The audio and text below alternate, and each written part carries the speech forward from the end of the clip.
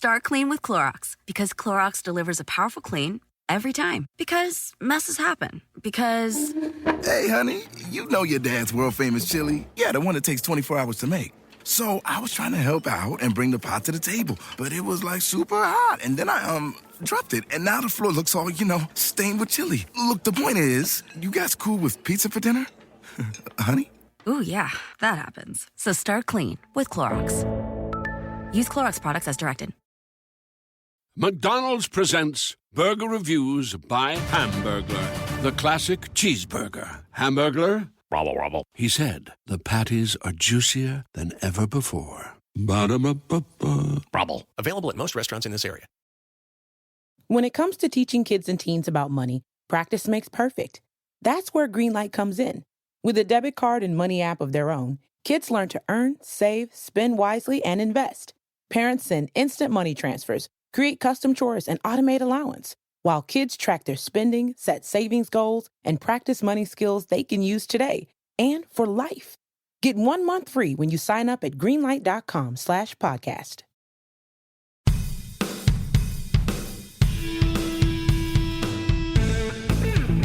How's it going, and welcome to episode 32 of On the Wire, proud member of the Pitcher List Podcast Network. Follow the pod on the Twitter at OnTheWirePod. And of course, if you're listening on a platform that allows ratings and reviews, please take a second to let us know what you think. I am Adam Howe. You can follow me on the Twitter at 80grade. That's all spelled out.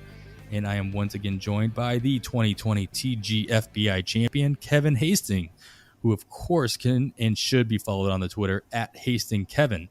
Make sure to follow up this episode by reading Kevin's weekly FAAB recommendation article over at pitcherlist.com, which comes out every Sunday afternoon.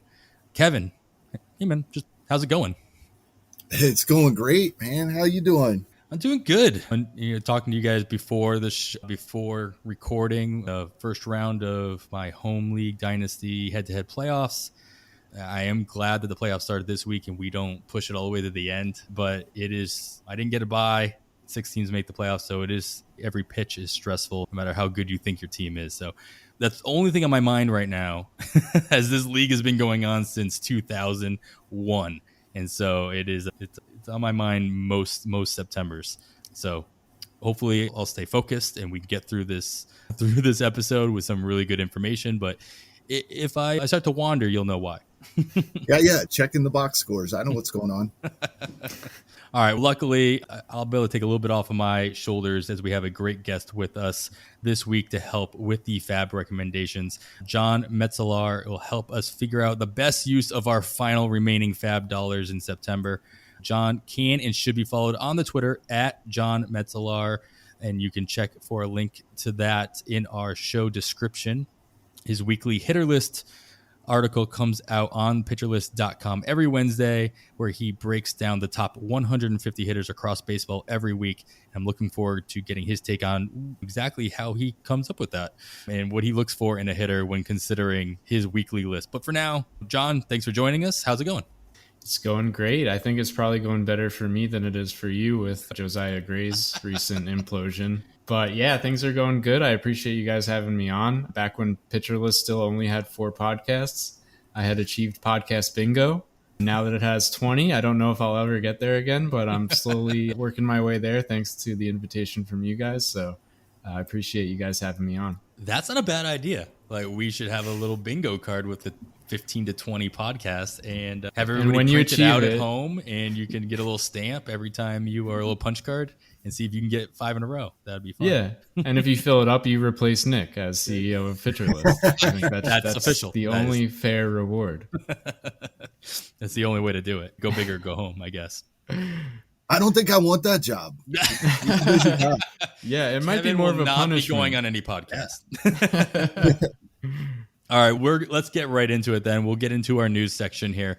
And of course, we try to talk about news that happened throughout the course of the week that may affect how you're looking at your FAAB considerations. Kevin, I'll start with you. The Marlins placed Jesus Aguilar on the IL with left knee inflammation, and they called up Lewin Diaz to take his place. Diaz started at first base since getting the call every day, and has, of course, has some prospect pedigree behind him. Should there be any interest in Diaz for the rest of the way, assuming he stays up in Miami through the rest of the month? I think so. If you're looking for a little bit of power, it's been a few days since he hit a home run, but he had a nice stretch there where he had 3 home runs in 8 games. Unfortunately, he's on a horrible hitless streak prior to yesterday, but he came out of it a little bit with a couple of hits. It's the time of year we're looking for playing time. We're looking for opportunity. And it's with these 3 games back since the Aguilar injury, it looks like he's going to have that opportunity. And maybe he came out of the hitless streak he had towards the end of August, and now and the first couple of games back. And it's all about plate appearances right now, and he's going to get them. So he's definitely worth a look depending on the depth of your league. Yeah, Lewin Diaz is a pretty interesting guy. Like, he has the profile of somebody who could potentially hit for a high average, but then when you look at his minor league track, that average hasn't really been super consistent. And it seems like that where he gets a lot of his power from is hitting too many fly balls, which, I mean, too many is obviously relative. Like, it's probably where he gets that power from, but I don't really recall too many prospects having the problem of hitting too many fly balls. I think of Vlad Guerrero Jr. and like Jarren Duran prior to this year as just being guys who the knock against them has always been they can't get the ball off the ground enough. So it's interesting to see a guy who does the inverse. But yeah, to Kevin's point, like at this point in the year, you're just looking for that steady plate appearance pipeline. So yeah, I think he'll be an interesting guy to keep an eye on, especially as you track his performance heading into next year. All right, John, another prospect made his MLB debut. Seth Beer made his debut for Arizona in one of the best ways you possibly can. Pinch hit home run on Friday, and went on to record his first MLB start on Saturday, starting at first base and hitting out of the 7th spot for the D-backs in their lineup. So I'm curious, what as the hitter guru, what are your expectations for him for the final 3 weeks of the season? I just want to say, I hope that there's an Arizona newspaper that used the headline "Beer in a Shot" after that home run last night. It's just like sitting right there for the taking.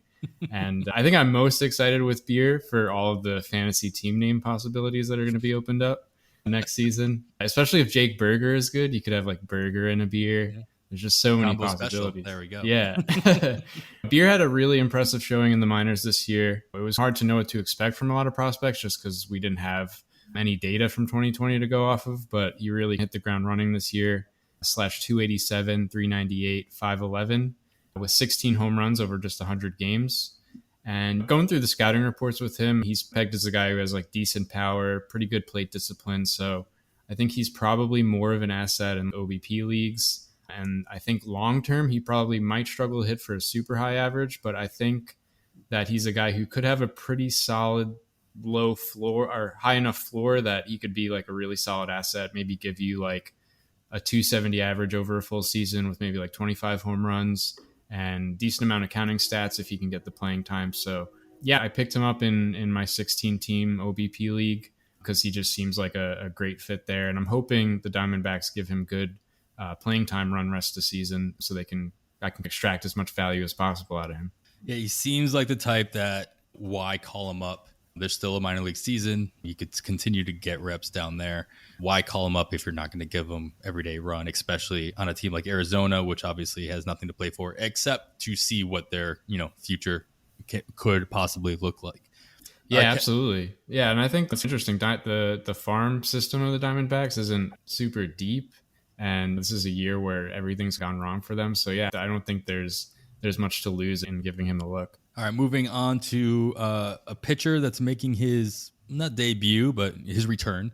Ross Stripling is back from the IL for the Jays and came in relief for Hyunjin Ryu in the first game of the Jays doubleheader on Saturday. So, Kevin, I'll ask you, do you have any interest in Stripling now that he's back off the IL? Well, today was interesting. My guess is he wasn't expecting to have to relieve Ryu, giving up 7 earned runs in 3 1/3. He was probably thinking he'd come in the second game with Hatch starting tonight, being Saturday evening as we're recording. Prior to today, it's really interesting to me that Stripling has been awesome when not facing the Red Sox. He's given up 16 earned runs in 9 2/3 against the Red Sox prior to today. Take those out, and it's 83 2/3 inning pitch with 82 strikeouts and a 3.12 ERA. So I don't know how much stock to put into this evening, but going forward, I'm not so sure he was going to automatically get a spot back in the rotation anyway. They have Mats tomorrow, then Manoah, Barrios, Robbie Ray. They have an off day, and they're back to Ryu. So with that off day, these guys are going on 5 days rest with a 5-man rotation. So I'm not really sure what Stripling is going to contribute. He may be one of these guys that we talk about later in the show that might get multiple inning relief role going forward. But as a starting pitcher, yeah, I don't think I'm interested this week. Keep an eye on him. If you really need some depth that you don't have, I guess he's an option, but I really don't have much interest here. Yeah, besides Ryu's start today, the one thing that Toronto's rotation definitely has on their side is they've got a couple of workhorses at the top of that rotation. Guys that are going, they're not getting pulled after 4. They're not getting pulled after 5 unless they're having some kind of blow up. And so I don't see there being a ton of opportunity to kind of garner wins from their relief core by coming in as like a follower, or even as a pseudo follower coming in the 4th inning or something like that. I echo that as well. I do see Stripling being more of a multi-inning guy. When they brought Pearson back up, Nate Pearson back up, he was pretty much put into that similar role as well. Got some late inning garbage time, if you will, as well in some kind of blow up games. But I think Stripling could probably fill that same kind of role pending any kind of injury. And they don't really have a lot of guys that they need. Manoah maybe aside, they don't really have a lot of guys that they need to like rest as well. They don't have a lot of young guys. I mean, between Ray and Ryu and what have you, they don't have guys that they need to rest or they need to skip a start or play Dodger with or anything like that either. And they're fighting to get that wild card spot, so they really can't afford to play games like that. The only thing I'd keep an eye on is it wouldn't surprise me if Ryu may have some sort of injury we haven't heard about yet. That's the 3rd time in 7 starts he's given up 7 earned runs. Unfortunately, we will move on to an actual injury. John, Wander Franco left Friday's game early with hamstring tightness, but not before extending his on-base streak one more game, which was nice. Of course, Tampa Bay's rookie has quickly become the everyday shortstop for the Rays. So after getting placed on the IL, who do you like to get the bulk of playing time at short or anywhere else on the field for that matter?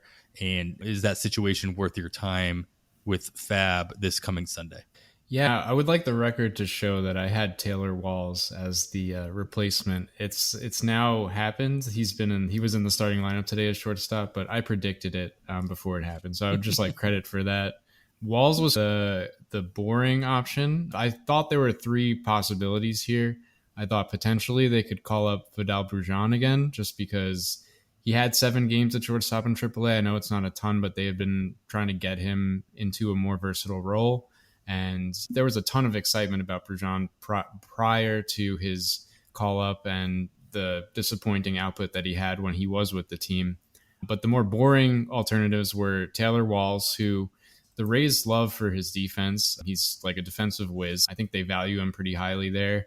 He has really polished plate discipline. I think he has a 12% walk rate this year, which is actually really impressive for a rookie. And he can steal a few bases. He has like gap power, so he can get some extra base hits. Like, he's not a complete zero. I don't know if there's a ton of value to reap there. I don't think he's really probably worth a pickup unless you're in an insanely deep league or an OBP maybe. Like, he could potentially post a solid OBP rest of the season, but for the most part, I think I'm probably shying away. But the other option is maybe they slide Joey Wendell over to shortstop. He can fill the void for a little bit. But yeah, unfortunately, I think the Rays are not going to give us something to get excited about and use Brujan in that spot. Yeah, I do wonder I think there's a lot of speculation on whether or not Josh Lowe would be not long for the Tampa roster after the weekend. But I was wondering if this injury just opens up a roster spot in even if it's just on the bench and keeps Lowe up in Tampa for at least the remainder of the time that Franco is on the IL. We'll wait and see on that probably later on next week. All right, Kevin, we'll stay with the Rays. They also placed starter Shane McClanahan on the IL, opening up a rotation spot for at least a week or so, and it looks like it will allow Chris Archer to stick in the rotation as he continues to stretch himself out after returning from his elongated time in the IL. He did start today, Saturday. Is Archer in a place that you trust to plug him into your starting rosters for the last few weeks, or is there someone else in Tampa worth watching for the extra innings that McClanahan is leaving on the table? This is funny because my notes prior to our discussion right before we started recording tonight, the first thing I said was here is not sure he's healthy. And I wanted to see how he performed tonight. And after tonight, leaving after 4 innings, and the only word is hip discomfort, we still don't know if he's healthy. So, and he only threw 55 pitches tonight in those 4 innings. It was a pretty nice outing. 1 walk, 2 hits, only 2 strikeouts, 1 earned run. Not bad. He did the same thing in his first game back, only 2 innings. They were a nice 2 innings against the White Sox, I believe. I was driving and listening to that game on the radio. Pretty impressive outing, but after 2 innings, he didn't come back for the 3rd. So we still don't know. I think I'm surprised at Drew Rasmussen only being 39% rostered in TGFBI. I think he's the guy here. 8 earned runs in 44 innings pitched. That's a 1.64 ERA on the season. And his last 5 appearances have all been starts. Now he's only went 4 innings in 3 of them and 5 in the other 2. So we may not be looking at a great possibility of wins here, but in those starts, he's thrown the same 1.64 ERA in those 22 innings pitched. So he's the guy I'm more interested here in the Tampa rotation. Just not certain he's going to pitch enough innings to qualify for wins. Also, the strikeout rate has come down as a starter, as we would expect. He was getting more strikeouts when he was getting his appearances as a reliever, but he's the guy I'm looking at here, not Chris Archer.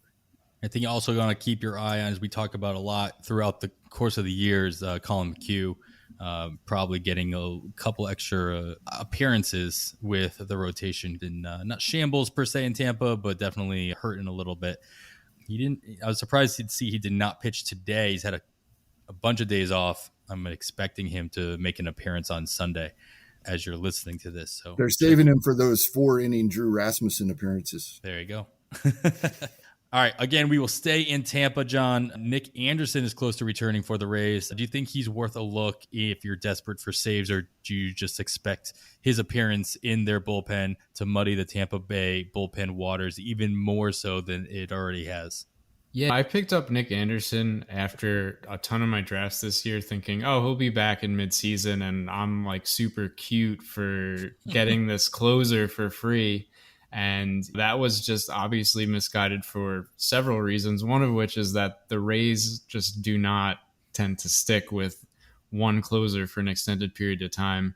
Kittredge has been getting most of the save ops lately, but over the past 2 weeks alone, they've had save opportunities for Enns, Mazza, Fleming, and McHugh. I think trying to pin down what's going to happen with that closer situation there is like a fool's errand.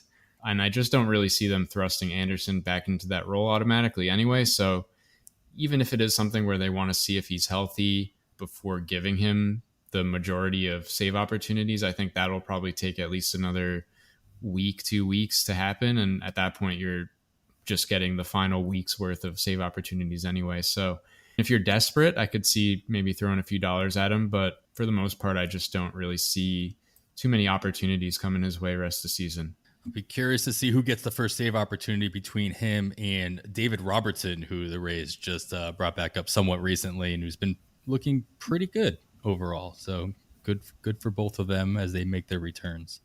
Yeah, the Rays are a headache for people who play fantasy, but they just create so much content for podcasts. There's never a shortage of things to discuss.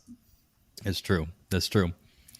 All right. Speaking of content that we talk about on a regular basis, this podcast, Kevin, this is our Minnesota weekly pitcher injury report. Randy Dobnak back to the IL for the Twins, who then called back up Andrew Albers to join the club in Minnesota. What are your thoughts on Albers as a streaming option for the remainder of the season for the Twins? I have zero interest. Six home runs in his last 7 innings pitched. And this has typically been the answer throughout the season when we talk about the Twins pitching staff. And Pineda's back and had a nice 5-inning outing this evening against the Royals. And then they have Ober.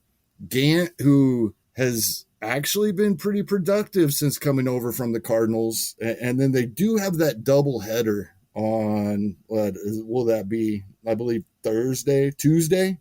So that's probably where they're looking to use Albers here. And then they have Jax. They have an off day Thursday and an off day the following Monday. So I don't see a lot of opportunity for Albers in the first place. Also, he had a nice couple of outings when he first came up.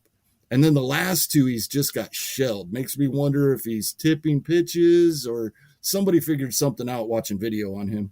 Mm-hmm. All right, that was enough Minnesota injury talk for one show. Maybe we'll circle back in a different segment. So let's move on to another unfortunate injury. I guess you can call it an injury.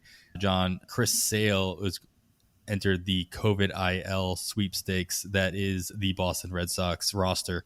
So curious to know who's left to fill in for the Boston rotation. And are you more interested in the starter or starters that might fill in or the long relievers options that Boston might be able to throw out there? Yeah, again, I wish we had recorded yesterday because I could have looked like a genius. I thought they were going to call up Connor Siebold, who ended up getting today's start. And he didn't go very long in today's game. He pitched 3 innings, I believe, gave up, I think, 3 hits and 2 walks and a couple runs. It wasn't a super long start. It's tough to really get a gauge on what we can expect from him going forward, but he was building his pitch count up through August. He seems to be one of the Red Sox more polished arms in their systems that they could throw in there to fill in for Sale. Fangraphs mentions his fastball sits like 91 to 94. He's got like a plus changeup. Solid 3.67 ERA this year in AAA. Just doesn't seem like a high upside arm necessarily. I think he's a guy who could potentially at least eat some innings for them while they're waiting for Pivetta and Martin Perez and a lot of these other guys to work their way back. But yeah, I don't think there's a ton of interest there, especially given that it just doesn't seem like he's stretched out enough to give you those quality innings. If you're going to rely on the bullpen, and it seems like they are going to probably go with the bullpen game at least one time through the rotation, you could look at a guy like Whitlock. Garrett Richards has actually been super solid since they moved him to the pen over in Boston. So he's another guy who might be able to give them a couple innings during their bullpen days. Those are some names to look out for, but nothing I don't think has super high upside that is really worth your time. All right, Kevin, I'm going to follow up on the topic of Chris Sale. We got a question via Twitter regarding some other injured pitchers, and namely Jacob deGrom, whose 2021 season is still a bit murky, and Luis Severino, who also has no guarantee to make an appearance in September.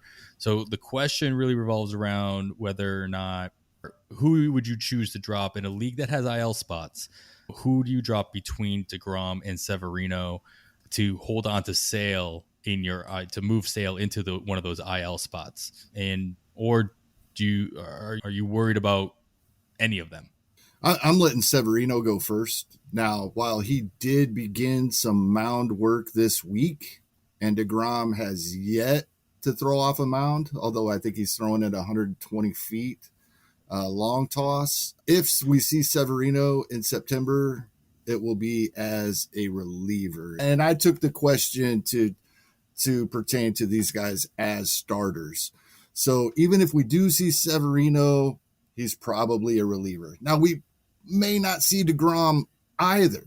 So in reality, right now, the way he worded the question, I am dropping Severino so I can place Sale in my IL and pick up another player. As soon as I want another player, I'm dropping DeGrom too. I'm not counting on him coming back. We only have 3 weeks. Yeah, he may get a start, but I can't count on it. So Severino first and probably DeGrom as well very shortly. Yeah, I will say the Mets front office says that DeGrom's ligament is perfectly healthy and he could probably throw a perfect game at a moment's notice. So something to keep in the back of your heads when you're weighing roster decisions when it comes to DeGrom. But yeah, I totally agree with Kevin. I think you're really running out of time for these guys to ramp up and give you meaningful innings. I'd be okay dropping either of them. Hey, I made jokes in my head when you reminded me of that, about how it magically appeared that everything's fine. It healed itself, as I think the quote was. But at the same time, I think we all made, quote, not jokes, but we were all questioning whether or not Tatis Jr.'s shoulder would be fine. All of a sudden, he was back on the field, and you're like, oh, and obviously doing MVP quality things on the baseball field.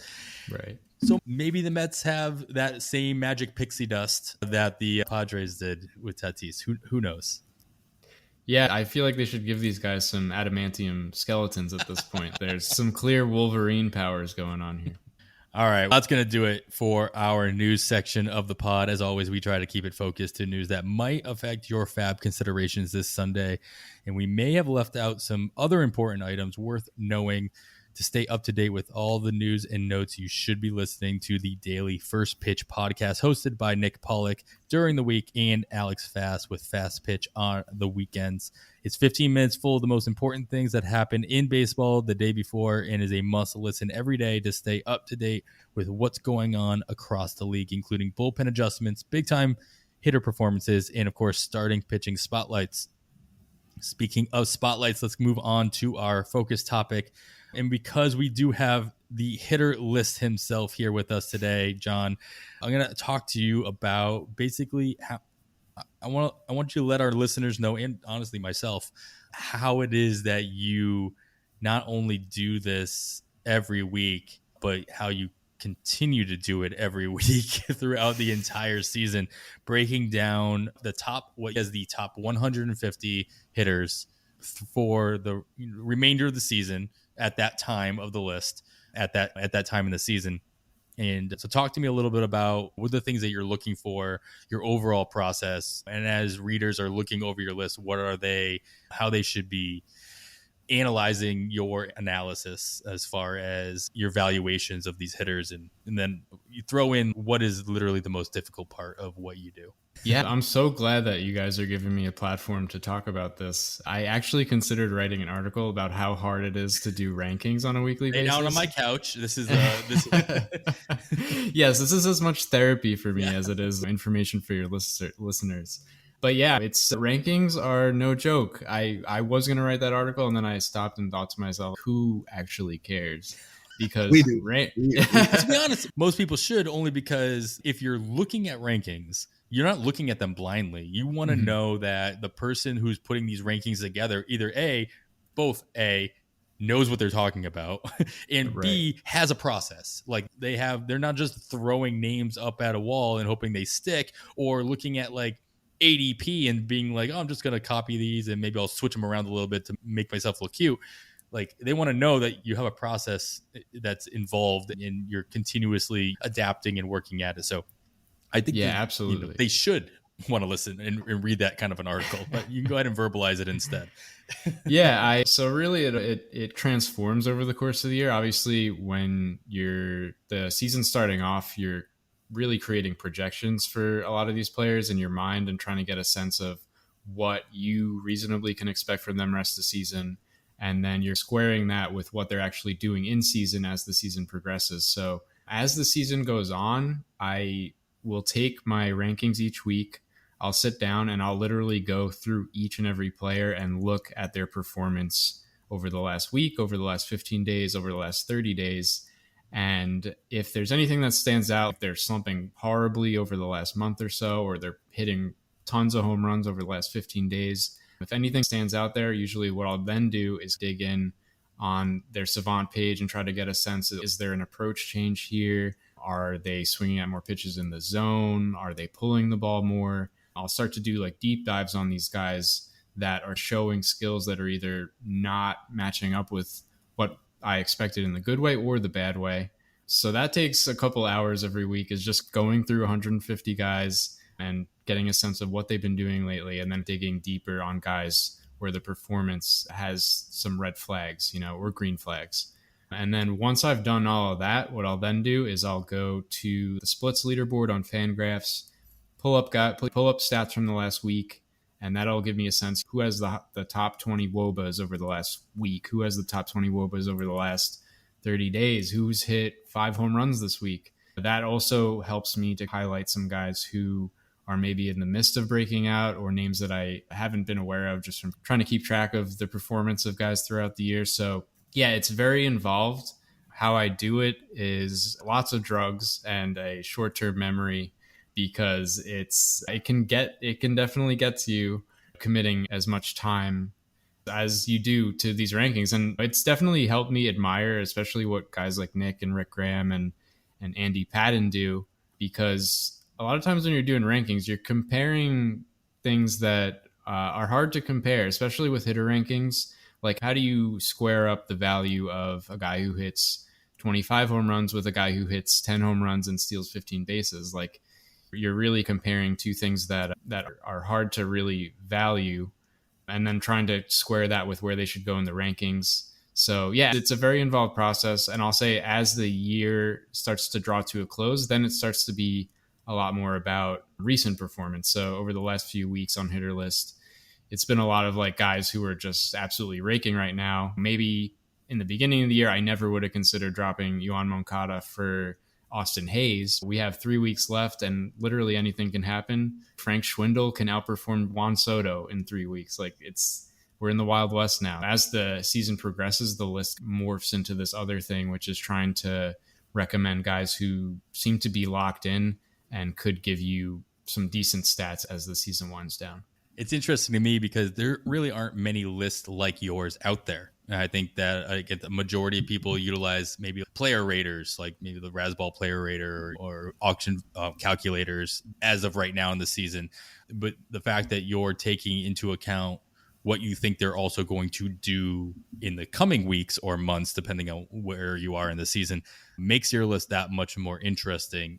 Because we always say this is, you shouldn't be paying for things that have already happened. You should only be looking at things that you think will happen or possibly could happen.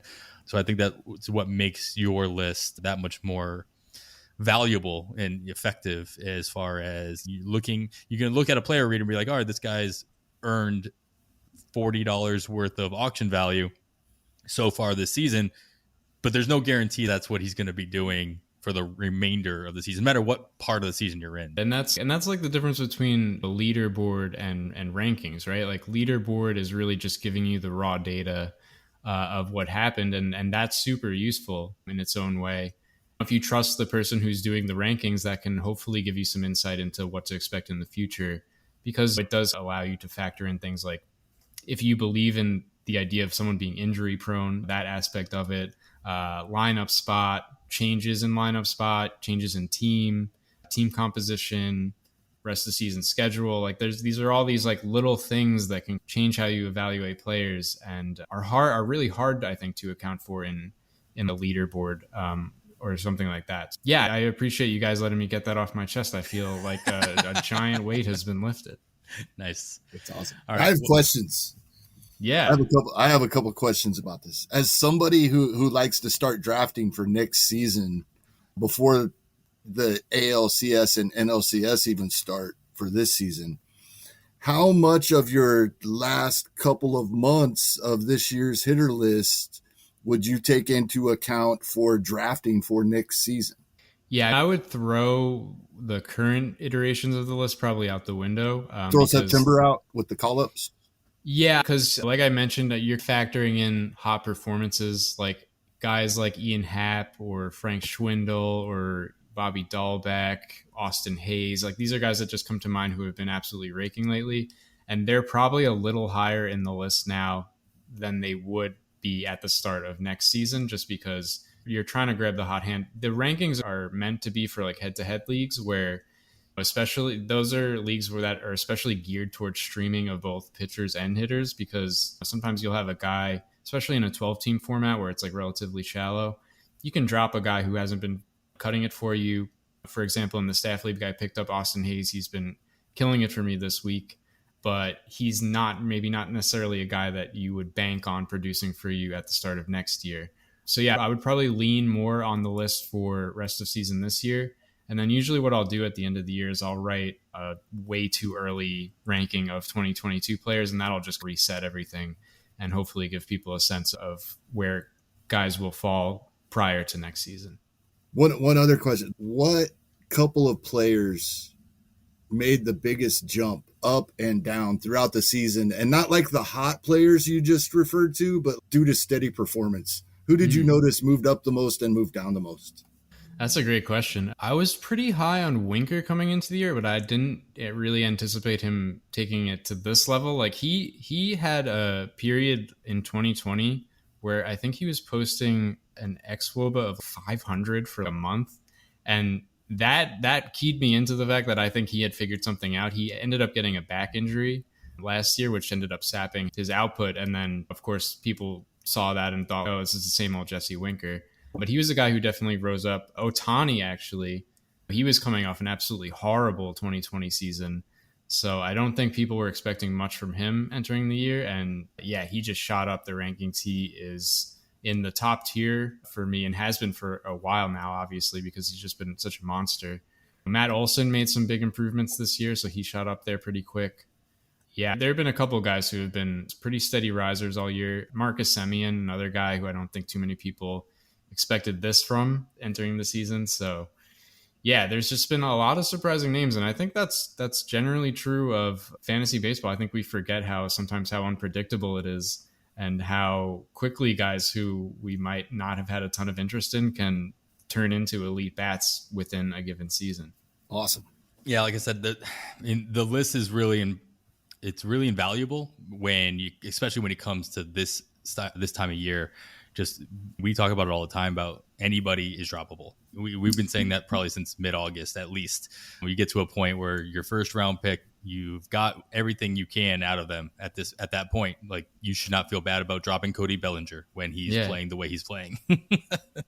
Don't say that. There's 3 weeks left. He can still turn it all around. A 20 home run stretch, it'll pull him right back up to where we thought he would. With AJ Pollock going down, there's more opportunity for him. And hopefully that volume turns into something positive and it doesn't just weigh you down even further. Right. All right, let's talking about those kind of recommendations from your list, John. Let's go right into our recommendations for FAAB. We, of course, break it down by category of what you might be looking for to make that stretch run. There's in the last 3 weeks of the season. And you're going to be looking, at this point, you're looking at very specific categories, especially in your roto leagues. But you also need to understand what in head-to-head leagues, what categories you really don't have a chance to win. And maybe these are an opportunity to just put the ones that, like, hey, you're not going to win stolen bases against this other opponent. Put those to the wayside and really just focus on your power, for an example. So let's start with power. And Kevin, I'm going to start with you. Who's out there in multiple different types of leagues that you might be looking at this weekend for a power boost? Yeah, Austin Hayes that John mentioned. He's universally rostered in 15 teamers, but he's available in a lot of shallower leagues, only 24% rostered on Yahoo. Andrew Benintendi is hitting in the 4 spot for the Kansas City Royals now. And over the last couple of weeks has 3 home runs with 14 RBI while hitting over 300. Shallower leagues, Darren Ruff out in San Francisco. We know what San Francisco does shuffling these guys in lineups. It's really hard to put them in a weekly lineup, but San Francisco has 7 games this week. That helps. Even the games these guys don't start, they do get their pitch hitting appearances. And Jordan Luplow in Tampa has shown some power that he hasn't shown in the past. So this may just be a flash, but in deep leagues, he's available and he's hit 3 home runs in the last 7 games, much like San Francisco. And probably the other way around, San Francisco is playing much like Tampa does in this regard. but Tampa has 7 games this coming week as well. So there's some options for a few home runs and RBIs there. Nice. Always good to have a lot of different options in these categories, especially when you have such few FAAB dollars to go around. So you can make plenty of contingency bids. So, John, give us a couple more that you have an eye on, again, regardless of format. And we'll talk about where these players are available and where they're not available. But as we always say, check. Always check your wire. We could say that they're 99% rostered, and you could be that 1% league that still has them on the wire. Always check. John, who you have your eye on for this week? Yeah, Adam and Kevin have actually summoned me to yell at you all for not picking up Bobby Dahlbeck. He is somehow still rostered in just 37% of Yahoo leagues. I'm sure the percentage is much, much higher in NFBC. But yeah, the guy just continues to crush. I've been told there's been several previous guests who have talked him up a bit, but he's made some interesting changes over the past month or so. He's hitting 339. He hit 339 in August with 7 home runs while only playing semi-regularly. But he seems to have a pretty good hold on the first base job now. They work him in occasionally at third base, which is nice if you need some positional flexibility. And he's cut his K rate, which was sitting at 35% for his career, down to 25% since August 1st. And since he's done that, his expected batting average has actually hovered around 250, which is solid for a guy who I think could realistically, over a full season, potentially hit 35, 40 home runs. Like, he has that kind of power. He's got the 5th highest barrels per batted ball event in baseball, among those with a minimum of 150 batted ball events. So this is a guy with like elite level power. He had really good plate discipline in the minors. So I'm getting like pre-2021 Matt Olson vibes from Dahlbeck. I think if this change is real, if that strikeout percentage can sit around 25%, I think that there is a breakout underway right now. And I think he could be a huge value in drafts next year. So yeah, again, I would definitely be getting on that bandwagon if you haven't yet. Patrick Wisdom is another interesting one. He's been in a horrible slump lately in terms of batting average, and I think that's probably what you can expect from him. But he's 44% rostered in Yahoo. He's prone to going on some pretty awful and magical streaks. Like, he has 9 home runs over the last month, but again, he's hit 183 during that time, so you're dealing with a feast or famine situation. But I think if you're in a league where you have a nice, especially Roto, you have a nice kind of padding in the batting average category, you can stomach a guy who goes over for a week straight if he then follows that up with a 6 home run week. So if you have a ground to gain in the home run category, Wisdom is an interesting guy to consider. In deeper leagues, DJ Peters, he's 4% rostered in Yahoo. He's been the Rangers cleanup hitter over the last few weeks. A poor man's Patrick Wisdom, which might make you want to throw up in your mouth a little bit because he has a matching 35% whiff rate. He's got bad plate discipline, but still he's hit 9 home runs over the past month. I think he actually hit another one today, so that would be 10 over the last month. 12% barrel rate, so it squares with 35 home run power or so over the course of a season.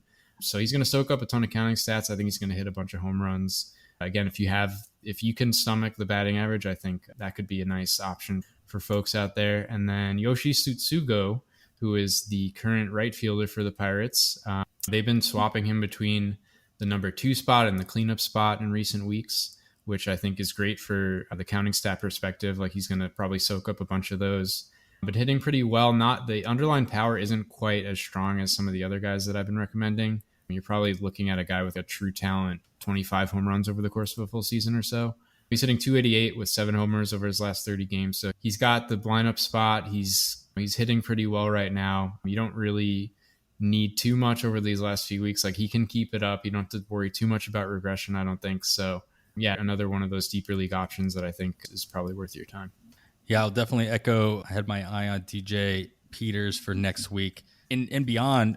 If nothing else, we'll get to the schedule notes in a little bit, but Texas doesn't have an off day until the 27th. So they've got 2 straight weeks of 7-game slates ahead of them. So anybody available in Texas at least has the opportunity, especially like Peters, who plays every day, regardless of his strikeout rate, can have the opportunity to rack up those extra plate appearances and at-bats.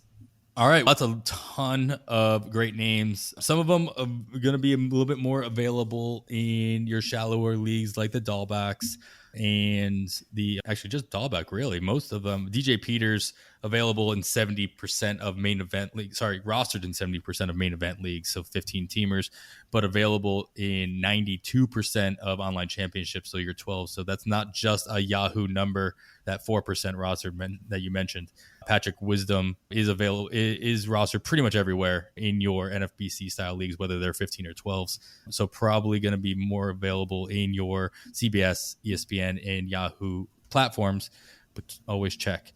Susugo, as you mentioned, 61% rostered in the main event and only 7% rostered in online championships, those 12 teamers. So a little bit more widely available there. So that could be a nice little conditional bid in addition to all the other names that we talked about. So let's move on to our speed section. Stolen bases, like saves, can be that if you're in the middle of the pack, could be that opportunity to make a big jump in your standings if you just get a couple more. John, we'll start with you on the speed section. Who can add a couple extra stolen bases, if not also a few extra runs to your stat sheet?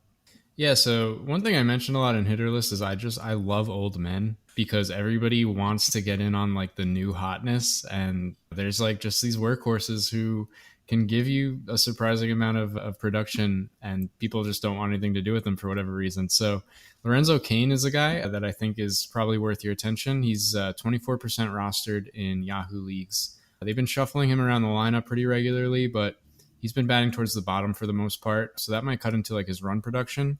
He's mostly been hitting in like the 7 to 9 spots, but he's got a solid grasp on at bats and the center field job. They've been working Jackie Bradley Jr. in on occasion, but for the most part, he's been getting a good play. He's 35, but he's still rocking 84th percentile sprint speed. And in 118 plate appearances since the break, he's racked up 7 stolen bases with just 1 caught stealing. And he's hit 274 with 4 home runs during that span. So he's not just this empty stolen base guy. I think he could potentially give you some decent production rest away in other categories as well. And he's got 2 stolen bases just this past week. So I think that's encouraging, especially when you consider that Cain missed a lot of time with lower half injuries this year. He's had hamstring and quad injuries that have eaten into his season. So seeing him running totally fine and getting his sprint speed up there, I think is huge for him. So I think he's definitely worth a look if he's available in your league. Leody Taveras, he's been talked about a bit, but Texas likes to run. They're fifth in baseball in stolen bases.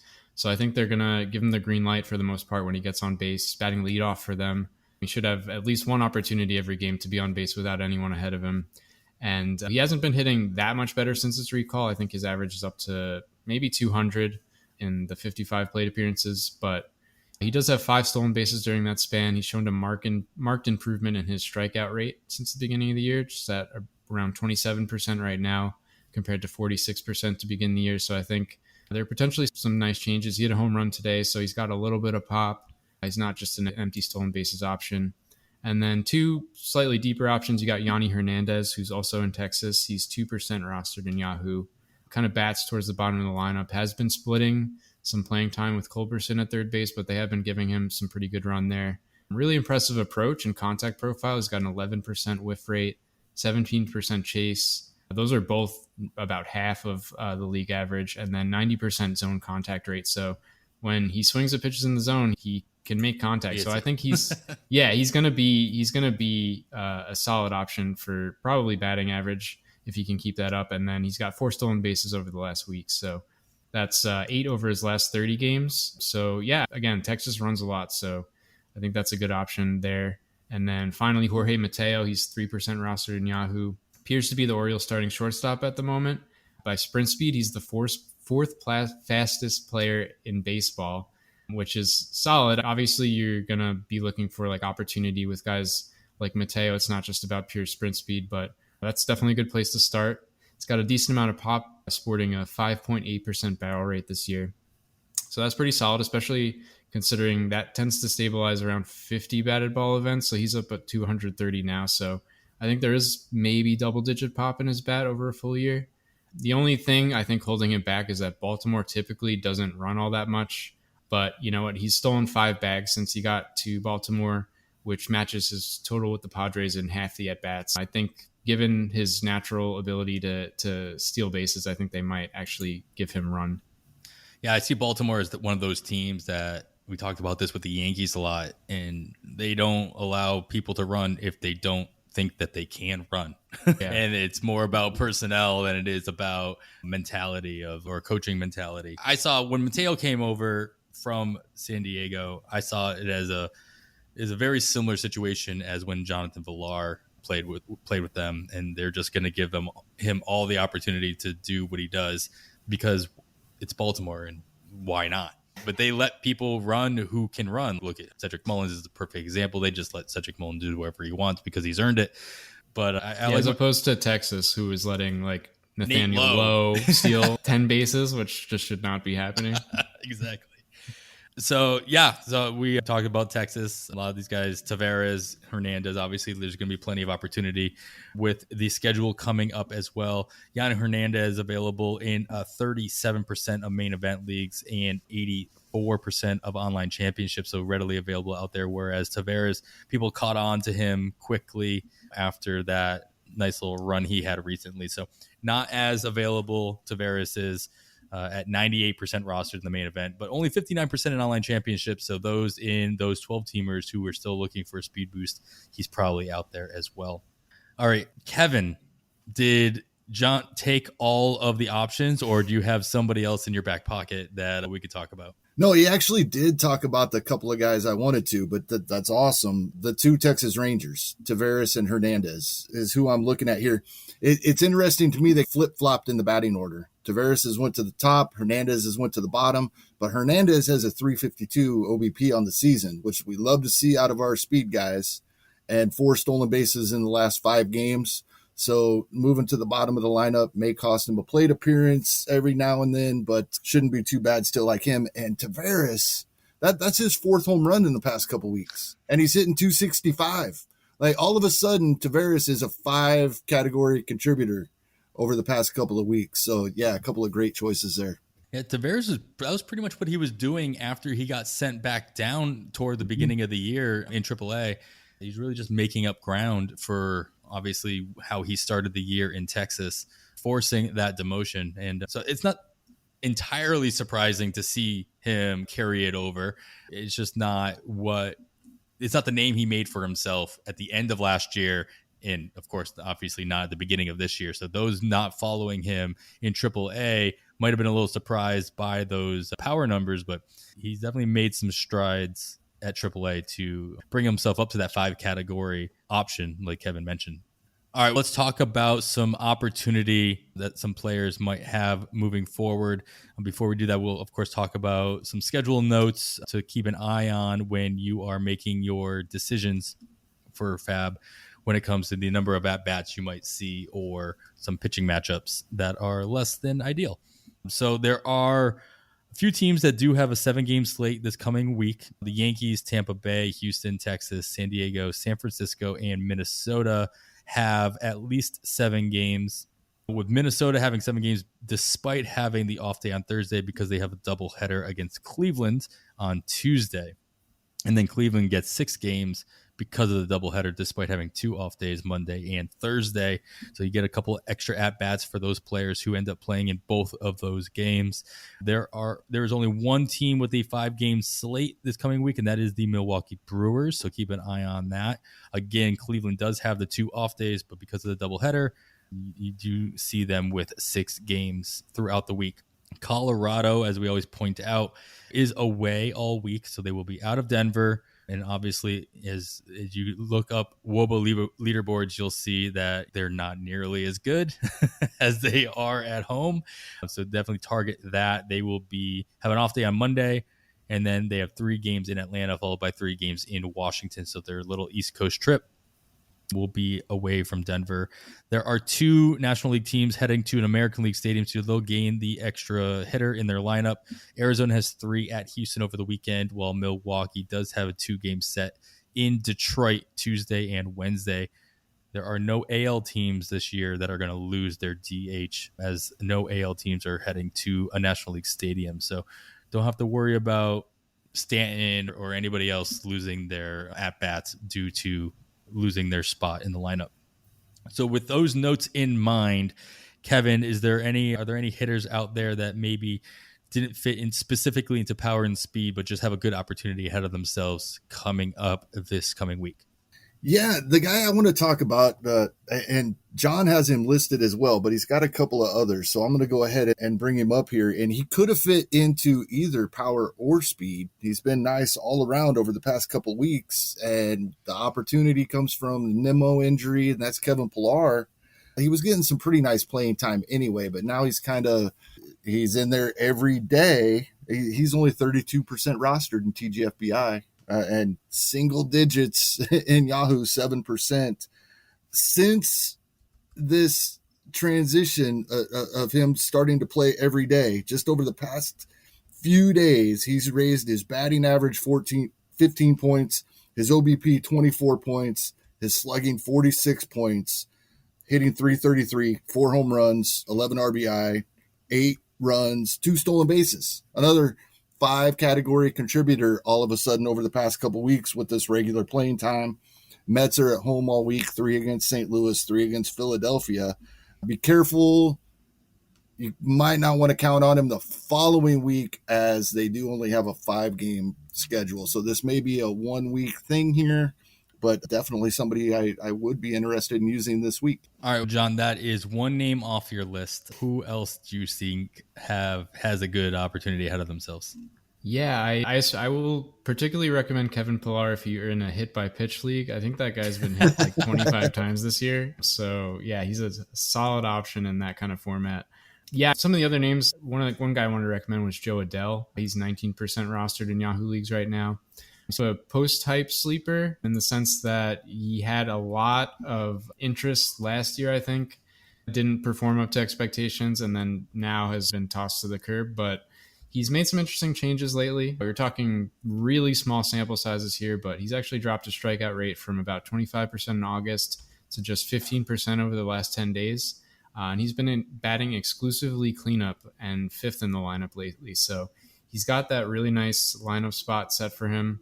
Mike Trout might never play another game for the rest of his life with this debilitating calf injury he has. So playing time is secure. Don't say that's just no. This season, fine, but who knows? Wow. 7th in MLB in sprint speed, so there's definitely some underlying like speed there for Adele.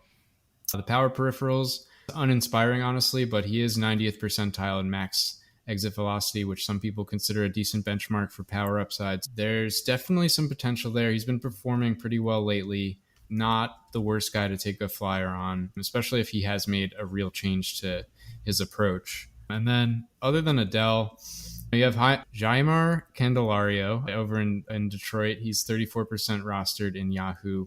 He's also been batting primarily cleanup over the past 2 weeks, hitting 280 with a 360 WOBA over that span. The expected WOBA has hovered around 360 for the past 2 months, so this is something he's been doing for a while. And he's a guy who just hits a lot of line drives. He squares up the ball really well, 38% sweet spot. I don't think he's going to blow you away in any particular category, but he could give you a decently high floor and batting average with solid power, and he'll get plenty of counting stats, I think, hitting cleanups. He's a guy to keep an eye on. And then Brad Miller, who has been filling in for Rhys Hoskins lately. He's 11% rostered in Yahoo leagues. Decent power option. He's put up double-digit barrel rates for 4 years in a row. So this is not a surprise to see him with a 12% barrel rate this year. 50% hard hit. The guy just absolutely crushes it. And he's been pulling the ball a lot more this year, which is obviously always a good thing when you play in Philly. So I think he might be able to squeeze a little bit more out of that power going forward. Homered twice this week, and the Phillies are feasting on a couple of atrocious pitching staffs the rest of the way. They've got Colorado, the Cubs, Baltimore, and Pittsburgh all on the docket. There could be some more power coming in the next few days. Yeah, and Brad Miller being one of the deeper options here for sure. Still rostered in 70% of main event, but only rostered in 4% of online championships. So your 12-teamers readily available, and still plenty available in about 30% of those those deep 15-teamers, specifically the main event and NFBC. Kevin Pillar, 4% in the online championships. Joe Adele, 77% roster in online championships. Going to be some scattered 12-teamers out there that he is available. Of course, we always talk about how the Yahoo roster percentages always are a little bit different than your NFBC based on roster construction, with 5 outfielders in the NFBC format as opposed to your standard 3 or possibly 4 outfielders in your Yahoo leagues. And Candelario, not quite available in pretty much any NFBC format, regardless of league size. 95% roster in online championships. But again, if you're in that, you might be in that 5%, and he could help you. So just check your wire. All right, we will move on from our hitters. There's a ton of options there, guys. Hopefully you guys are taking notes and you're adding them to your watch list, adding them to your bid list, and you can maneuver your bids based on what your budget is. Add your conditional waterfall bids as well. Make sure you do fill up all your roster spots throughout the course of this week and the last couple weeks of the season. But let's talk about some pitcher options out there. There are 5 other categories in your standard leagues that we need to cover. And so let's start with our counting stats, our wins and our Ks. Kevin, I'll start with you. Who's out there that might have a 2-start week that's worth picking up, or somebody who you think just has a great matchup that can rack up a lot of Ks based on the lineup that strikes out a lot? I'm looking at a guy with 1 start this week, and he hasn't been going very good recently. And so that has a little to do with his, or more than a little to do with his availability, I'm sure. But after a nice little run there, Tanner Houck started giving up some runs in recent games, but he was at New York Yankees. He was facing Tampa. He faced Cleveland twice in a row and did much better in that second outing. And then he was at the White Sox. And I know Seattle has been playing pretty well lately, but at Seattle is a nice place to pitch. So I like Tanner Houck this week. And it's all about who he's been facing, where he's been playing, and getting to go pitch in a nice ballpark finally for the first time in a while.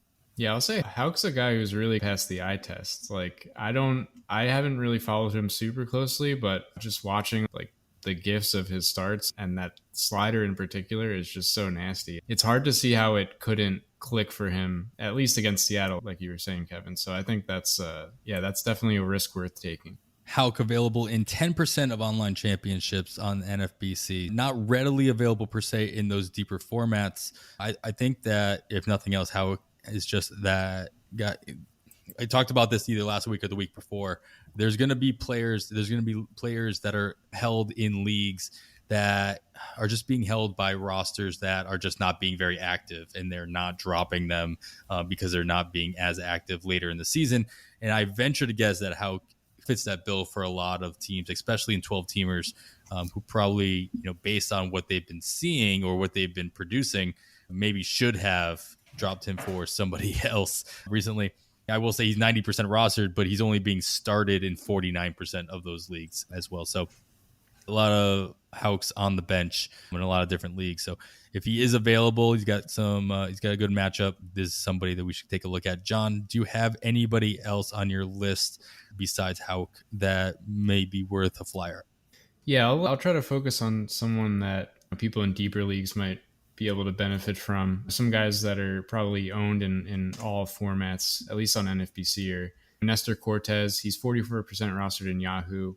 I listed a lot of guys who had 2 starts coming up just because, especially in TGFBI, which is the only NFBC league that I currently play in, I found that if you're trying to make up ground in strikeouts, the best way of doing that is to just continue to just soak up all these 2-start pitchers and try to gain ground that way, especially if you're like me and your ERA has completely tanked and you don't have to worry about that so much. So yeah, Cortez has Baltimore and Cleveland on the docket coming up. If you haven't read Zach Hayes' article on Pitcher List, I highly recommend it. It talks about how Cortez's fastball is one of the best fastballs in baseball this year. It has just a 210 xWOBA, 165 batting average against, and 145 expected batting average against. So even though it sits like 90 miles per hour, it's just like a really interesting pitch. And how Cortez is able to get away with it is he mixes up arm angles, messes with batters' timing. He's actually improved his curveball this year as well. It's become more distinct from his slider, and that gives him a couple of more options to throw. And Baltimore and Cleveland are both middle of the pack against lefties by WOBA. So he's a guy, if he's available, not a bad idea to pick him up. Some of the other more owned guys, Rich Hill, 38% rostered in Yahoo. He's got St. Louis and Philly coming up. Rich Hill has actually looked pretty good lately. He imploded around the time they were cracking down on illegal substances, but he's upped his slider usage recently, and in his last 3 starts, he's thrown 17 innings with just 3 earned runs and 20 Ks. So he's a guy who's on a solid run right now and might be worth your time. Eric Lauer, I'm amazed that he's only rostered in 28% of leagues. He's put together a really solid season. There's a great article on Fansided by Josh Waldock about how solid Lauer has been since joining the rotation in June. He has just a 1.85 ERA over 10 starts since he joined the rotation. He's bumped his slider usage up from 2% to 17%, and it's a pitch that has 140 batting average against and a 220 slug against. So it's a really effective pitch for him. He throws a 4-seam, a cutter, a slider, a change, and a curve, all more than 10% of the time. So he's got a couple of different weapons he can go to. And he's got Detroit and St. Louis coming up. Those are some interesting options. And then one of the more probably available pitchers is Michael Wacha.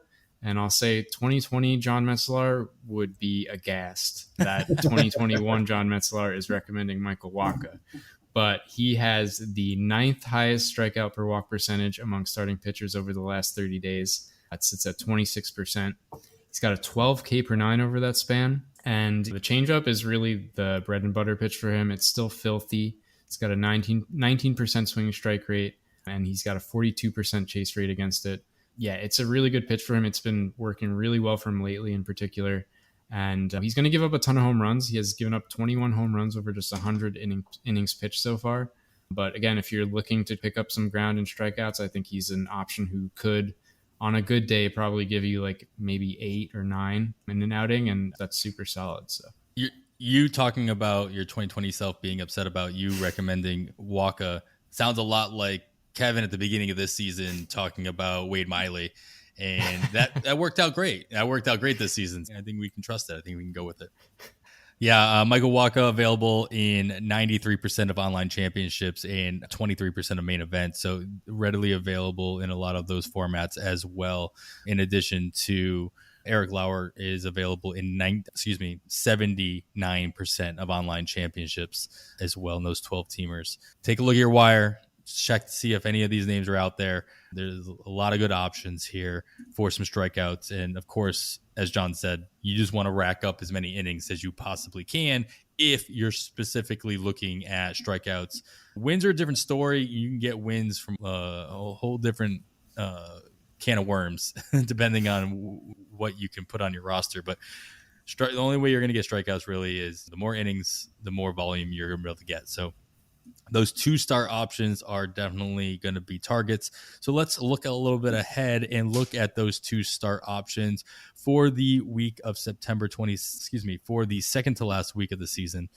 And I've got a couple of names. I got a decent sized list here. And of course, this list is subject to change. We are looking a little bit further into the future than most teams are, and they're not set in stone by any stretch of the imagination. But I want you guys to look over the list. Give me a name that you like based on their matchups, based on who they are and what they bring to the table. And then give me a name that you think the field or the other teams in your leagues might be eyeing that you'd be completely out on. Kevin, I'll start with you. It would be really easy to look at this list and see matchups versus the Angels at Detroit and at Cleveland and the name Dallas Keuchel and think, ooh, if he's available, I want him. But no, you don't. This is the runs he's given up in recent appearances. 5, 6, 6, 6. The 1-6 was against the Cubs in 1 inning pitched. 4, 5, 4. He's been getting rocked in 6 of the last 8 outings. Just not touching him right now. And conversely, a guy that has been giving up a few more runs than he had for a little bit. He was on a nice little run, and people were starting to talk about him. And that's Vladimir Gutierrez, the Cincinnati Reds. But his matchups, he gets 2 versus Pittsburgh and 1 against the Nationals.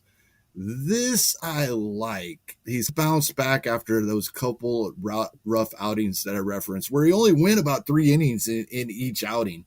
But he had been going at least 6 1/3 innings for 7 straight appearances, never giving up more than 2 runs. And then he had a couple of rough outings, 3 innings apiece against the Marlins and Tigers of all teams. But he bounced back most recently versus the Cubs. They're the cure now for a pitcher going badly, unless you're Dallas Keuchel. Unearned run, a solo home run, 6 strikeouts in 5 innings. Yeah, I like him with the matchups for that 2-start week if it does come to pass, and avoiding Dallas Keuchel. Yeah, and you should be checking out Nick Pollock's rest of season schedule breakdown over at pitcherlist.com, of course, to see all the pitchers and all their matchups they have, at least as they are laid out right now. I know he'll update that as the season moves on. John, from this list, who do you like and who are you fading? Yeah, I think Tony Gonsolin, he's got Arizona and then Colorado and then Arizona again on the docket. I think the Tony Gonsolin from 2020 is probably still fresh in people's minds. And a pitcher on the Dodgers, you figure you're probably going to get some easy wins, especially against opponents like that. But you got Colorado in Colorado, and Gonsolin, I just don't think is stretched out enough where he's going to give you the length that you need to get a ton of value there. And then on top of that, he just has not been a very solid pitcher this year. His control has been a huge issue. I'm generally a little skittish about investing in pitchers who have struggled with injuries throughout the year because it's just not totally clear if they're going to be able to get back into that groove. Despite what appears like a super attractive pickup there, I think I'm fading Gonsolin. And then Joe Ryan, I talked about loving old men, but I'm also a hype bay at the end of the day. And Joe Ryan, if you look at his minor league K/9 numbers, they're insane. In 2021 with the Rays AAA system, he had an 11 K/9 over 57 innings. So this is a guy who can just rack up a ton of strikeouts. He had a pretty solid first couple outings, especially the K's haven't been there yet, but I'm willing to roll the dice on that, especially given that he has Cleveland and then the Cubs coming up. Toronto after that, maybe consider avoiding if you're in a daily matchups league, but yeah, he's a guy who I might be interested in just rolling the dice on seeing if he can capture that magic he had in the minors. Yeah, and of course, like I said at the start of this, a lot of this is subject to change, whether it be via injury or teams lining themselves up for playoffs or teams being completely out of it and wanting to take a look at somebody new in their lineups. I think with all the injuries that Minnesota has seen, I think Joe Ryan's probably safe in his rotation spot for the rest of the way, but there's going to be a couple other guys that get pushed back even just a day, if not skipped altogether. So keep an eye out for that, and definitely want to look at who they have for their first matchup before you take a look at what their potential double start matchup would be. All right, we move on from our volume plays into our ratio guys that could chip away at ERA and WHIP. Of course, we usually say that these are going to be long relievers, but there's some starters out there that just maybe you're not in the market for a win or K, but you think that they can have a lot of control and they can cut down on those ratios for you. So John, I will start with you. Is there anybody out there that kind of fits the bill for you here when maybe you're not in a situation like you are where you actually have a chance in your ERA and WHIP categories? Yeah, this is something I can't relate to, actually having a chance of improving my ERA or WHIP. But they can always come back down to you. There are this is the one area that's in batting average and OBP. The ratios can come back to you. You don't have to always catch up. Yeah, so I'm hoping for a couple of 9 earned run outings for my opponents down the stretch so I can really pull within striking distance. Yeah, I think Garrett Richards, I think I mentioned him at the outset. He's been an interesting guy for the Red Sox. We talked about how, especially on bullpen days, he's a guy who they might turn to soak up a couple innings. And since he went to the pen for Boston, he's had a 1.13 ERA with 20 strikeouts and 16 innings. So he's looked really good as a reliever. I think he could soak up a decent amount of innings and give you an effective outing. And if he comes in towards the middle of the bullpen day, there's a pretty good shot he could soak up a win for you there too, which is a nice cherry on top. Richards is a guy I would keep an eye on, especially because I really don't know what the closer situation is there in Boston.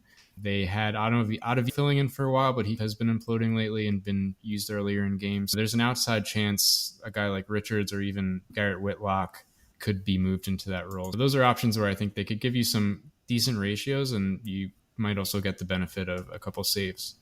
All right, Kevin, anybody else that can chip away at your ratios that you're looking at? Not necessarily chip away, but as you said, people can come back to you in these categories, and we want to make sure we're not the ones falling back. So we can also just try to protect our ratios a little bit. The reason I say that is Kendall Graveman is not getting multi-inning appearances. 2 of his 15 appearances since going to the Astros have been for more than 1 inning, and they were just a 4 and a 5 out appearance. But other than the one pitch he threw to Abraham Toro, that if you wrote that in a script, people would throw it in the trash, say this is too unbelievable, that's not going to happen after that trade that went down. Yeah, he's been amazing as an Astro in 15 appearances with a strikeout in at least nearly every appearance. He doesn't have a save yet, but it wouldn't surprise me if he got one at some point, just if Presley had been used a couple days in a row. So I have no problem throwing Graveman in my lineup to help protect my ratios rather than a 6th or 7th starter whose matchup really scares me. Yeah, that's a great point. Like you got to play defense just as much as you got to play offense at this stage of the game. All right, let's move on to everybody's favorite category, and that is the saves category. Kevin, I will start with you here. Is there any situation out there right now worth putting your feet in the water to see if you can scrounge up a save with the final week or two of the season? Well, for the last several weeks, I've just said, no, I don't really want any of these guys. And I apologize to John. It's one of the guys he's got listed here again, but he does have several. So I think it's okay. You can have him. It's okay. After avoiding this situation for weeks, I think Hector Neris is the guy I want in Philadelphia. He's striking out a ton of guys and not walking anybody. I will let John give you those exact stats. He's got those in the notes. It's amazing. Yeah. But most importantly, I think he's got the opportunity here because Ian Kennedy has not been good. Yeah, I'm actually happy to have you be the one to stake a claim to Hector Neris, because if he explodes down the stretch, it's not. It wasn't me. It was Kevin. Yeah, no, but he's looked amazing recently. Like the last 30 days, he has the best strikeout per walk percentage in baseball at 40%. This is it's absurd. He has the 8th lowest FIP at 1.5 over the last 30 days, 16 K per 9 over that span. He's just looked absolutely filthy. And to Kevin's point, Ian Kennedy has just looked awful since he got to the Phillies. He has a 6.59 ERA. The Phillies are still fighting for a wild card spot to try to get into the playoffs. I don't think they're going to be messing around with Kennedy all that much longer. And considering how well Neris has pitched and the fact that I don't think they really have any alternative options there, I would not be surprised to see them make that switch really soon. All right, who else on your list, John, did Kevin not take, and who's worth talking about? Yeah, so Andrew Chafin over in Oakland, he picked up the team's most recent save op. He came in today, I think, in a pretty tight situation. It wasn't a save situation, but they were leading by a run. I think he actually gave up a home run, so that probably hurts his case. He's pitched to a 1.64 ERA. He's got solid peripherals, generates a ton of grounders, 48% there. He's only given up 3 home runs all year. Lou Trevino, who I think is the presumptive closer in Oakland, has a 7.79 ERA since the break.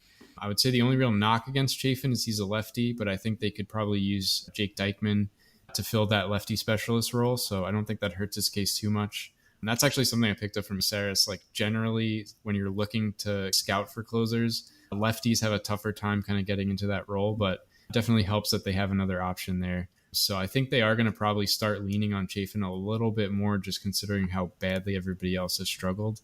So he's not a bad option to invest in.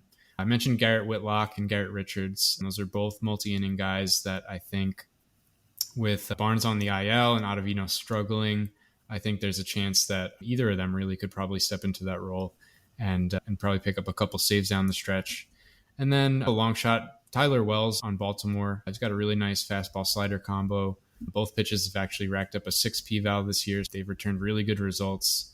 And the Orioles might win 3 more games the rest of the season, and maybe one of them will be a save op, but there's a chance maybe Tyler Wells gets that one save op. Seems like he's splitting the role right now with Cole Sulser. So yeah, I think he's a very deep league option, but if you're desperate and it's one save could be the difference, not a bad guy to consider. Yeah, it looked really good. So at the very least, he wouldn't hurt you by having him in your lineup. So at the very least, even if you're desperate for saves, he doesn't give you any. He's probably going to fit more into that Kendall Graveman role that Kevin was just mentioning to protect those ratios, at least based on what he's been doing recently. All right, we'll be done with that. We're done talking about that. Nobody wants to hear anything more about saves for the remainder of the season. That was a recording from about 4 months ago. Got it all out of the way early. Actually, Adam, I have a question that I was pondering this week. I think this season, more than any other, has really shown us the value of drafting your saves. And we talked about it early in the year a lot. We both made that move that we hadn't been as comfortable with before. And in the instances where the guys we did draft earlier stayed healthy, it worked out well. I think that's the case with a lot of people. How high are these guys going next year in drafts? I think I saw Phil Dassault took Josh Hader in the 3rd round of one of his main event teams. These guys are probably going 2nd round next year, no? A couple of them anyway? I think we talked about this early in the season. I totally see this going the way, the relievers or closers specifically going the same way as catchers did. When you start seeing catchers like that top tier high end catchers, like at one point Gary Sanchez and Rio Muto and what have you, going in, sometimes stretching all the way to the 2nd round. Usually that first catcher goes in the 3rd round, and 2 or 3 of them go between rounds 2 and 5. But then there's a huge drop off. And I could totally see that being the case next year in those drafts, where you see the ones that you know are going to be completely solid going super early. And then they're being just like everybody just being totally scared off. Like somebody getting their guy that has first overall pick, hitting them at the 2-3 turn. At the 2-3 turn. Absolutely. And just riding that and crossing your fingers that they don't have a terrible season or get hurt right away like the Rosenthal happened this year in many drafts. But yeah, I totally see that being a viable strategy for next year's drafts. And with the moves that you can make and the hits that you can get later on in drafts, you can get that with closers, but it's a lot harder now to get the Alex Reyes before he started breaking down. You saw that this year. It's going to continuously be that much harder to get those moving forward because they're just not going to exist. Right. Yeah, and I think the comp to catchers is spot on. It's kind of like people are paying premiums for those top guys that they know they can depend on, and then just waiting and just scraping the bottom of the barrel after that. I've never been a guy who wanted to pay for saves. I've always found that you can get those values in the later ends of drafts, and as the season goes on, pick up guys that you're speculating on.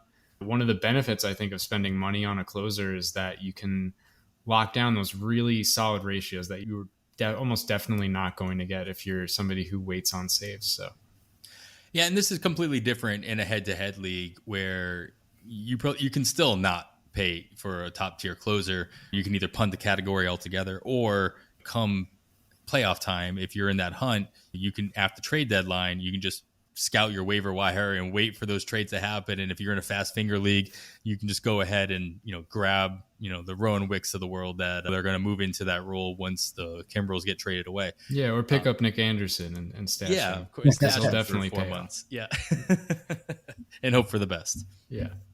All right, then let's I think this whole situation is a big wild card, so that's a nice little segue that I forced in there into our wild card section here.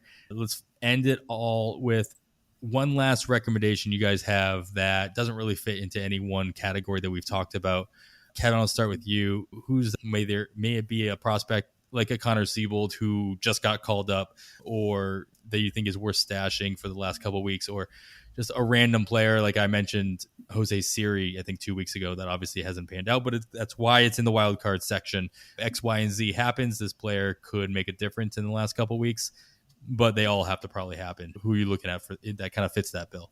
Yeah, it's the whole wild card opportunity window is closing very quickly, right? Anything speculative. We only have 3 weeks to go, and a guy I have my eye on, but if I'm gonna pull the trigger, I really need to pull the trigger this weekend, I think, and that's AJ Alexi in Texas.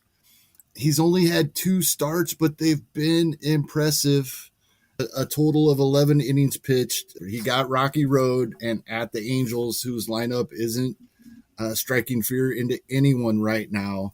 And he's going to pitch on Monday versus the Astros. I really don't like that. The way it's lined up right now, it looks like Roster Resource has the Rangers using 7 different starting pitchers this week. And then him lining up the following Monday again at New York. Now that lineup, New York Yankees. Some days they're great, other days they're abysmal. So 2 starts in a row where I don't think I want to use him. But if he pitches well versus the Astros, then that's 3 great starts going into next weekend's FAAB.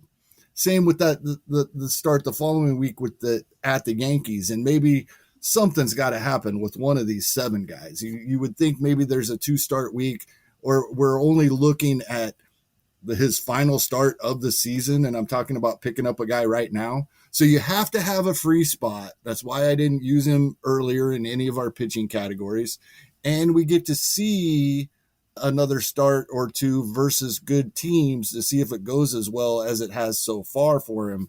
But it's definitely somebody I'm keeping an eye on.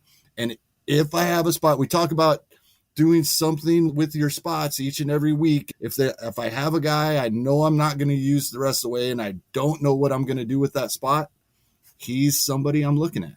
Yeah, that's exactly what we always talk about. Like, use your roster spots to the best of your ability. Even if you're picking up a guy that you know you're not going to start right away, somebody that you don't have to wait till next week to get that FAAB options. That's why we do that section on future 2-start pitchers. Let's get ahead of the game.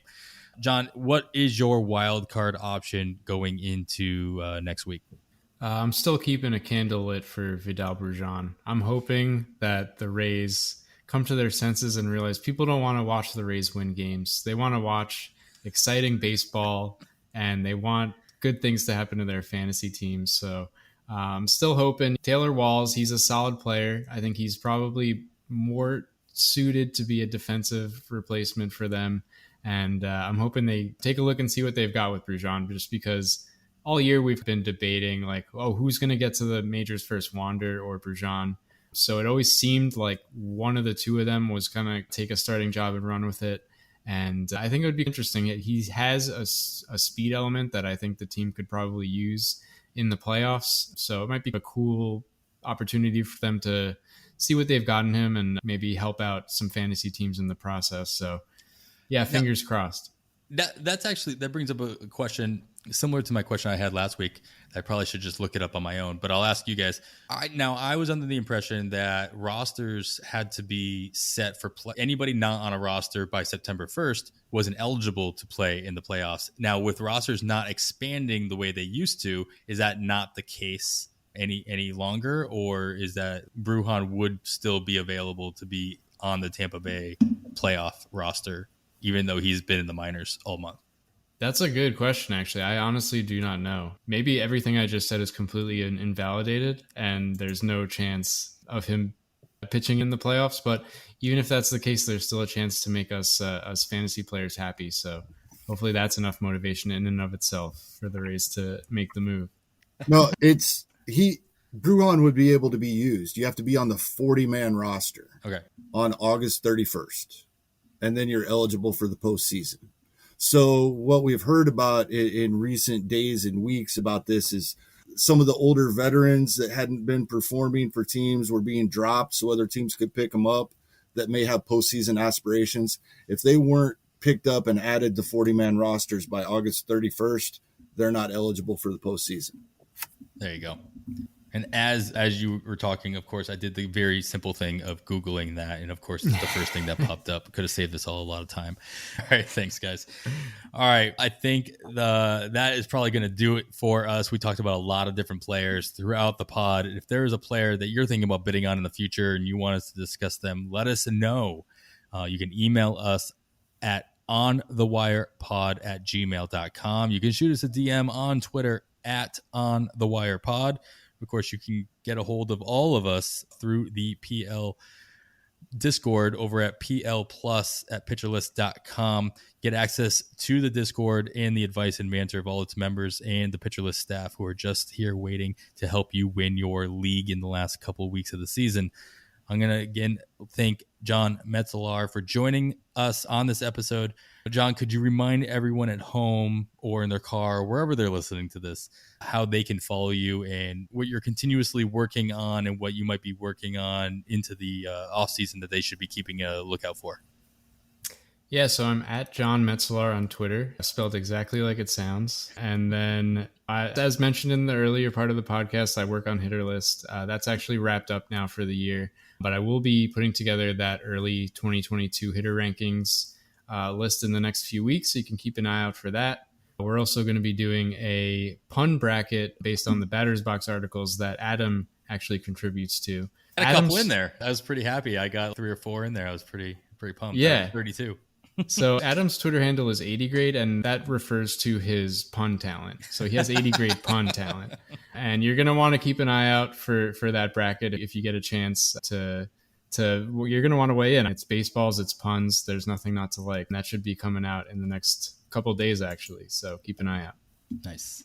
Yeah, there are plenty of puns to go around on pitcherlist.com for sure. But the Batter's Box one is probably the most consistent daily article, besides obviously Nick's SP Roundup. That obviously has his own pot of gold in there each week. But this is collaborative. Batter's Box is like 6 different guys working every other day, coming up with a different one, all on their own. So that's 6 brains coming up with all the these hive beautiful, mind. beautiful. Exactly. We all feed off of each other. All right. Like I said, that's going to do it for this week's On the Wire. Please make sure to subscribe to the podcast wherever you listen, and leaving a rating review is always appreciated. You can follow myself on the Twitter at 80grade. It's all spelled out. Kevin is at HastingKevin. And make sure to follow at Pitcher List Pods to get updates on every new episode of all the Pitcher List Podcast Network shows. Give them all a listen throughout the month of September and into the off season. We wish you the best of luck of all your leagues and hope you win all of your bids by exactly $1. Thanks once again to John Metzelaar for joining us. And on behalf of Kevin Hastings, I am Adam Howe. With that, we bid you goodbye. Start clean with Clorox, because Clorox delivers a powerful clean every time. Because messes happen. Because... Hey, honey, you know your dad's world-famous chili. Yeah, the one that takes 24 hours to make. So I was trying to help out and bring the pot to the table, but it was like super hot. And then I dropped it, and now the floor looks all, stained with chili. Look, the point is, you guys cool with pizza for dinner? Honey? ooh, yeah, that happens. So start clean with Clorox. Use Clorox products as directed. The reviews are in for McDonald's hotter, juicier burgers. Let's hear what Hamburglar has to say. Robble, robble. What our old friend Hamburglar said is, the patties are juicier, the bun is a thing of beauty, the cheese perfectly melted. Robble. My burger dreams have come true. You heard him, folks. These are McDonald's best burgers ever. Ba-da-ba-ba-ba. Robble. Available at most restaurants in this area. Comparison of McDonald's classic burgers to prior burgers. When it comes to teaching kids and teens about money, practice makes perfect. That's where Greenlight comes in. With a debit card and money app of their own, kids learn to earn, save, spend wisely, and invest. Parents send instant money transfers, create custom chores, and automate allowance, while kids track their spending, set savings goals, and practice money skills they can use today and for life. Get 1 month free when you sign up at greenlight.com/podcast.